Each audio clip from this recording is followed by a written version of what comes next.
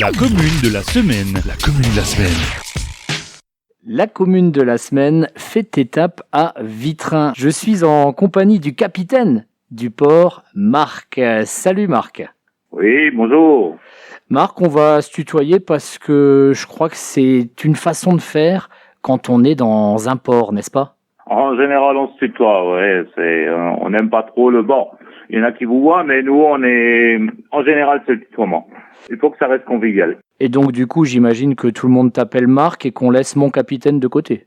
Oui, en général, c'est Marc, mon capitaine. C'est des amis ou des plaisanciers qui aiment faire des plaisanteries, ils appellent le capitaine pour pousser le mot, mais autrement, ça reste Marc. Connu sous Marc et ma compagne Yolande, on est connus sur le secteur sous les deux prénoms. Et pour expliquer aux auditeurs de Studio 1 ce qu'est un capitaine d'un port, quelles sont exactement tes fonctions à Vitrain? Alors mes fonctions sur Vitrain sont donc déjà la gestion du port, l'entretien, toute la gestion et essentiellement l'accueil des plaisanciers qui arrivent pendant la saison estivale, donc qui démarre le 1er avril et qui se termine fin octobre. Donc c'est surtout l'accueil des plaisanciers sur le site du port de Vitrain.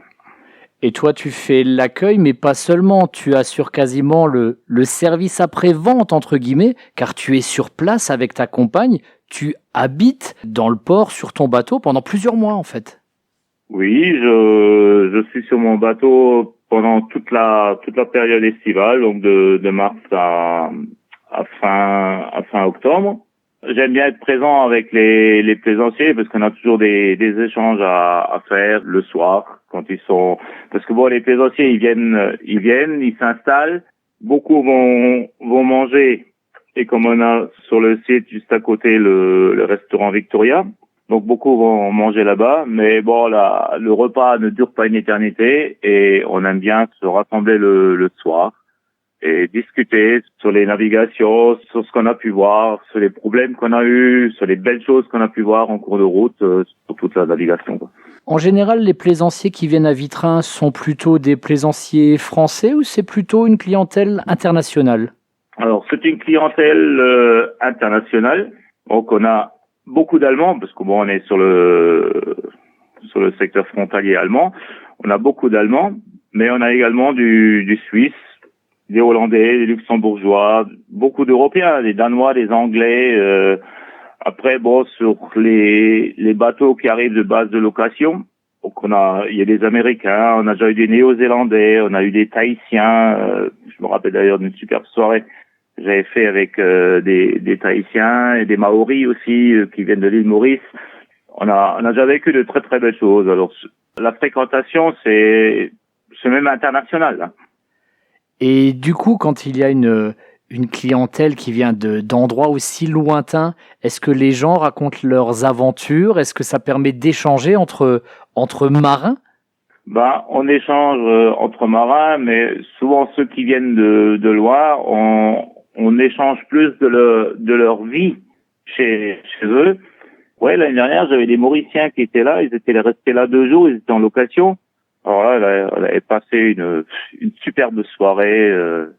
On a parlé de tout et le capitaine du bateau, bon, c'était un bateau de location, mais le capitaine du bateau, c'était un navigueur. Il a son propre bateau, mais il était chez nous en Europe avec un bateau de location parce que vous pouvez pas ramener son bateau sur le secteur. Donc on a raconté, on a discuté de plein de choses. Ce que lui avait vécu également en mer, hein, c'est magnifique. Actuellement, on est au mois de février, il fait gris, il y a du vent, de la pluie. J'imagine que tu dois attendre avec impatience la fin mars, début avril pour que la saison se lance vraiment. Moi, j'attends avec impatience l'ouverture parce que bon, il y a quand même, avant de pouvoir recevoir nos plaisanciers, il y a quand même l'entretien du port, il y a la mise en place de nouveau, il y a du nettoyage à faire parce que bon, la période hivernale, elle a quand même ramené des saletés et tout, donc il y a un nettoyage à faire, mise en place à faire, il y a des petits travaux de peinture qui sont à refaire pour que le plaisancier se retrouve de nouveau dans une ambiance conviviale, parce qu'on a une très très belle structure sur une infrastructure portuaire sur Vitrain avec des des coins détente et tout ça. Mais bon, il y a toujours de l'entretien, peinture, des haies recoupées, le classique. Hein. Marc, on pourrait dire qu'être capitaine d'un port, c'est quasiment un métier, et pourtant c'est du pur bénévolat du côté de Lorraine. Ah oui, nous sommes une association, c'est du pur bénévolat. Tout ce qui est gestion, aménagement, entretien du port, c'est que du bénévolat. Pour présenter le port et le site à des gens qui ne le connaissent pas forcément, quelle est la particularité de ce site ? Ce site, c'est des passionnés qui l'ont créé en 1993, donc ça va faire bientôt 30 ans qu'on est sur le secteur. C'était des passionnés dont Jean-Yves, notre président, qui sont à l'origine de cette création, et on était les premiers sur le canal, en association, les premiers sur le canal de la Sarre à s'installer. Et le site de Vitrain nous plaît beaucoup parce que c'est un site qui est un peu plus en pleine nature. C'est pas comme certains ports qui sont situés en ville. Donc on est situé à Vitrain, on a le vis-à-vis du port est directement sur la forêt et naturellement sur la chapelle qui surplombe le port. Et du coup, est-ce que cette chapelle fait partie un peu des lieux que tu aimes faire découvrir aux plaisanciers qui sont de passage ? Ah oui, bien sûr. Quand les plaisanciers arrivent, naturellement, bon, on fait leur réception, on fait les encaissements pour les nuitées. Et bien sûr qu'ils demandent ce qu'il y a à faire sur Vitrain. Donc moi, je leur propose toujours s'ils veulent se détendre encore et se dégourdir les jambes, qu'ils peuvent monter sur la chapelle qui surplombe donc le port. Et de cette chapelle-là, on a une très très belle vue sur le port et sur le village de Vitrain. Et également sur cette fameuse boucle, parce que nous avons, à Vitrain, nous sommes sur la boucle du canal et de la Sarre, qui est unique sur le canal des Houillères, qui est, je veux pas dire comparable à celle de la Sarre-Schleife sur la Sarre, mais je suis très fier de cette boucle que les plaisanciers peuvent voir de la chapelle de Vitrain. Ouais, c'est un site vraiment qui est très sympa, qui est prisé effectivement des plaisanciers et aussi des photographes amateurs qui aiment bien faire des petits clichés depuis là-haut. Ah ben oui, je retrouve parce que pendant la période hivernale, je suis à la recherche aussi. Parfois, je vais sur Internet et puis je regarde parce qu'il y a des plaisanciers qui font des blogs ou qui envoient qui mettent des photos.